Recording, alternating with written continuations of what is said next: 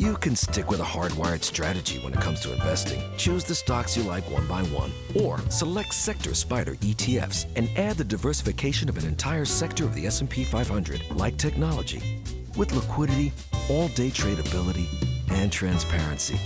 Ready to add diversification to your equity investments? Before investing, consider the fund's investment objectives, risks, charges, and expenses. Go to sectorspiders.com for a prospectus containing this information. Read it carefully. Visit us at sectorspiders.com.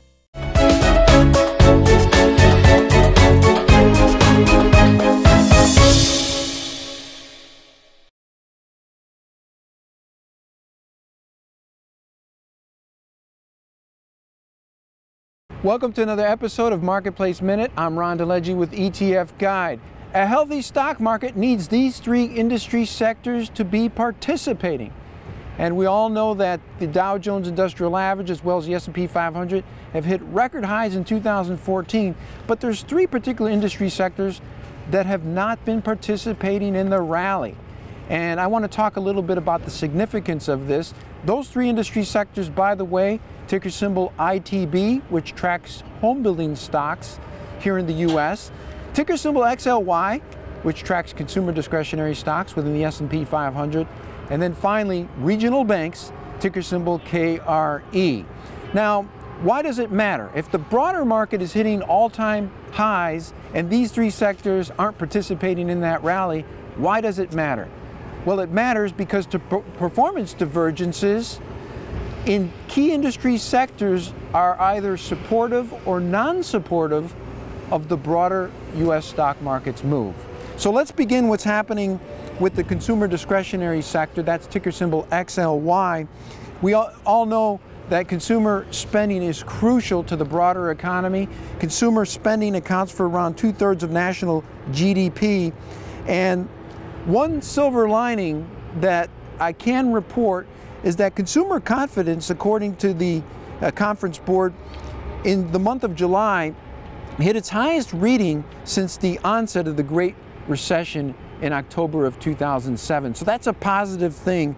Now, one thing to keep in mind is that how finicky consumers are feeling at this particular moment, generally that's a lagging indicator, but it's still better to see consumers are feeling rather happy, their mood is on a positive note. So hopefully this trend can continue.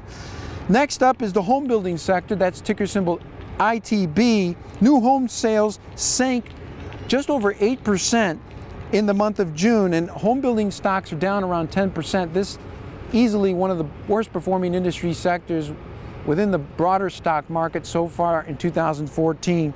So we'll see if low mortgage rates, the continuation of that, is enough to help this particular sector recover and rebound. So far, it hasn't been happening in 2014. Finally, regional banks, which are important from the angle that this really gives us a compact view of what's happening at a local level in key regions, key geographic areas of the country, and how economic activity in these areas is doing. Regional banks, again, have been lagging. That's ticker symbol KRE, the broader US stock market.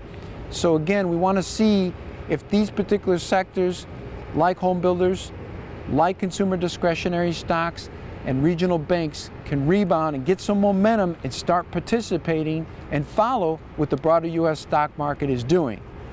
Stay tuned for further updates on the health of not just the broader US stock market, but these three industry sectors.